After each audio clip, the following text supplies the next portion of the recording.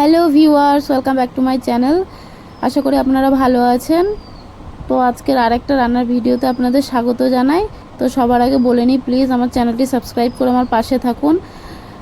তো আজকের রেসিপি হচ্ছে লাল লাল ঝাল ঝাল মাটনের ঝোল।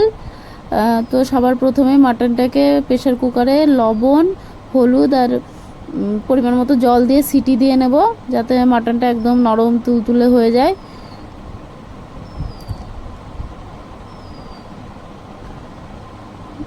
তো আমি মাংসটাকে দুটো সিটি দেবো। তো এবার কড়াইতে তেল গরম করে আমি আলুটা ভেজে নেব। আমাদের বাড়িতে অনেক লোক, সেই বুঝে আমি আলু দিয়েছি। আর আলু না দিলে মাংসটা ঠিক মজে না, আমার কাছে ভালো লাগে না। বাঙালিদের মাংসর থেকে আলু বেশি ফেভারিট। তো আলু দিয়ে দিয়েছি, আলুটা ভাজা হয়ে গেছে। এবার আলুটা নামিয়ে নিয়েছি। এবার ওই তেলের মধ্যেই দিয়ে দেবো শুকনো লঙ্কা আর জিরে ফোড়ন। তেজপাতার ফ্লেভার আমার ভালো লাগে না, সেই জন্য দিইনি। আর দেবো পেঁয়াজ কুচি। পেঁয়াজ কুচিটা ভালো করে ভাজা হয়ে গেলে এর মধ্যে দিয়ে দেবো আদা বাটা, রসুন বাটা আর শুকনো লঙ্কা বাটা। অনেকদিন আমাদের বাড়িতে শুকনো লঙ্কা দিয়ে রান্না হয় না, কাঁচা লঙ্কা আর গোলমরিচ দিয়েই হয়। তো আজকে ভাবলাম শুকনো লঙ্কা দিয়ে করি। তো এবার এর মধ্যে মশলাটা ভাজা হয়ে গেলে দিয়ে দেবো সেদ্ধ করা রাখা মটন।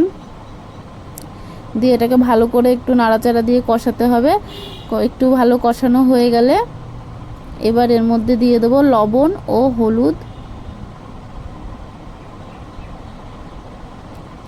মাংসটা যত কষানো হবে ততই টেস্টি হবে।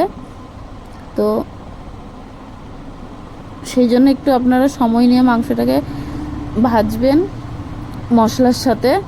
তো এবার এর মধ্যে দিয়ে দেবো ভেজে রাখা আলুর টুকরোগুলো, দিয়ে ভালো করে নাড়াতে হবে। নাড়িয়ে তারপর দেবো আমাদের বাড়ির স্পেশাল জিনিস চুই ঝাল। এটা হচ্ছে আমাদের গাছের চুই ঝাল, আমাদের বাড়িতে অনেক চুই ঝালের গাছ আছে।